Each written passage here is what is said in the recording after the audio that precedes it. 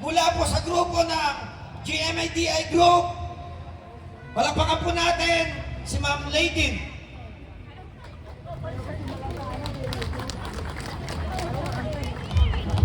Magandang gabi po sa inyong lahat. Ako po si Layden. Member po ako ng GMAD, kung familiar po kayo sa Guardians. Actually, kinakabahan po talaga ako kasi ito yung kauna-unahang pag-attend ko ng rally.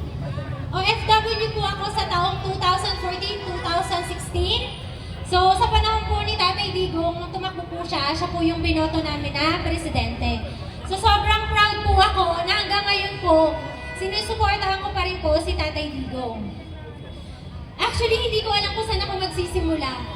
Pero lahat po nang lalabas sa aking bibig, ay ngayon pa lang po yung pinagpapaumanhin ko dahil ito po ay galing sa aking puso at personal ko po itong opinion.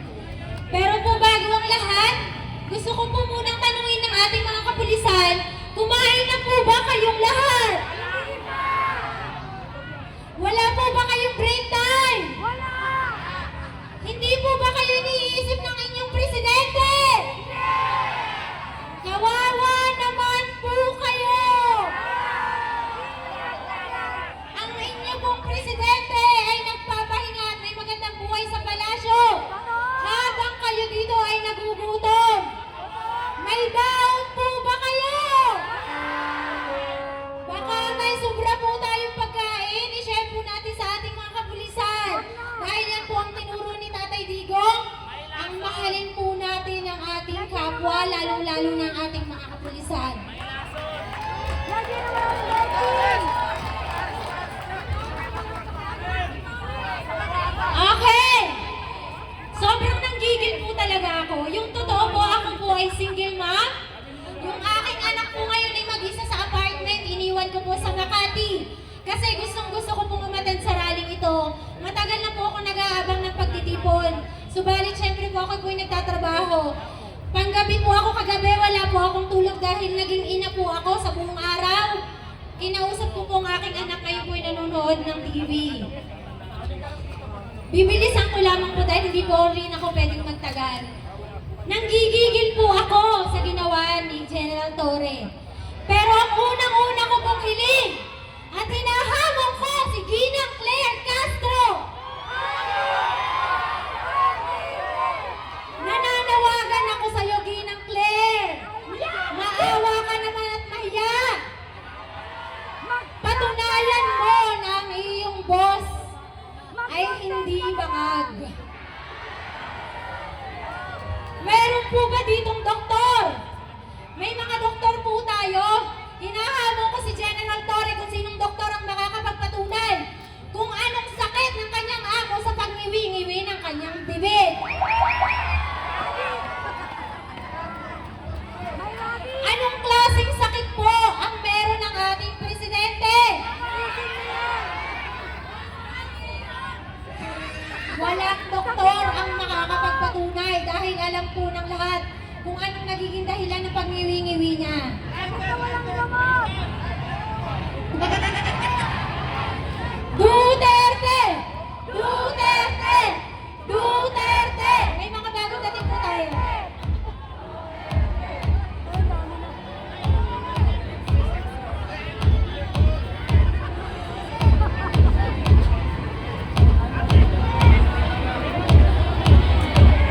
Okay.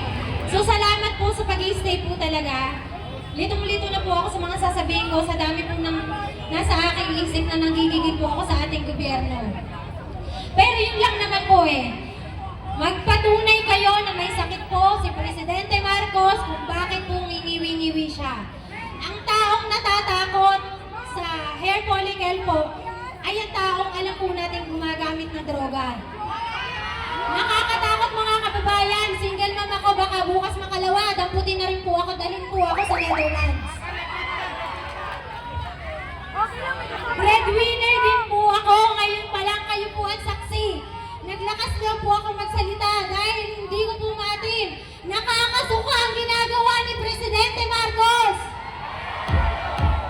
Nakakahiya! Tayo daw po ang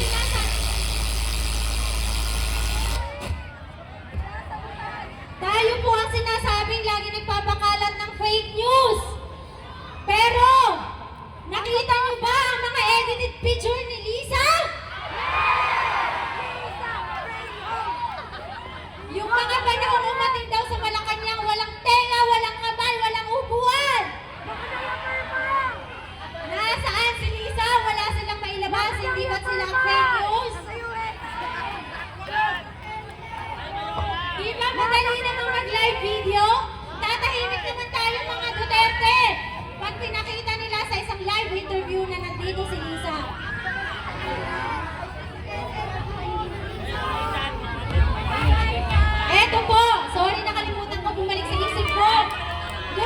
pong baguhin at itama.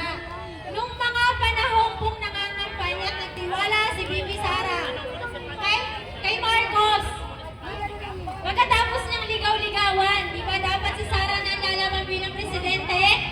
Niligaw-ligawan po niya, naniwala po tayo. Hindi po ako nakaboto ng panahon yun dahil mas inuna kong trabaho. Pero ikinampanya ko po ang unity. Naalala niyo po ba ang kanta ni Andrew E? Ngayon po, babaguhin natin. I-revive natin dahil po tayo ay tinraidor ng pangkat ni Marcos. Hindi po ako magaling kumanta pero ang lyrics po dati ni Andrew E, babaguhin natin. Bagong Pilipinas, pangag ang muka. Walang prinsipyo at walang isang salita. Kaibigan nyo, kaibigan ko, BBM, Tinraidors, Inday, Sara. Ulitin po natin. Hindi po ako magaling kumanta ha, pasensya na po kayo. Sabayan niyo po ako.